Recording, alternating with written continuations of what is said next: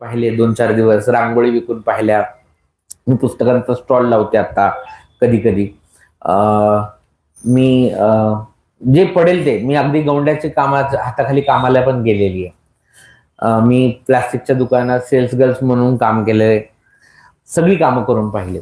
पण मागायच्या वेळेला जी पहिली 50 पैसे मिळाले होते मला भीक, ते मला असं वाटलं की भीक मागायला म्हणून तुम्हाला काय लागलं, हट्टेकट्टे आहेत तुम्ही. श्रमापेक्षा आत्मसन्मान देणं ही मोठी किंमत आहे हो, तुमच्या त्या 2 रुपये, 10 रुपये, 20 रुपयापेक्षा. आणि ते वार झेलत झेलत माणसं इतकी बोथट होत जातात की कालांतराने त्यांना त्याचं काहीच वाटत नाही. चल रे, दे 10 रुपये. हे कुठून आले?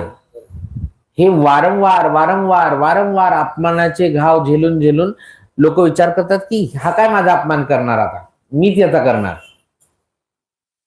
आणि सिस्टीम मध्ये तुम्ही दुसरं काही ठेवलेलं नाही. उपजीविकेच्या ह्या सगळ्या 2 बॉक्स मध्ये न बसणाऱ्या लोकांसाठी तुम्ही काय ठेवली उपजीविका?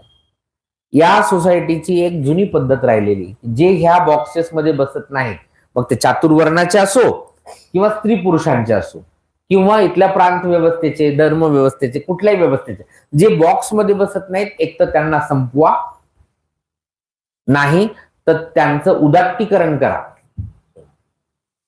याला जोडून छोटासा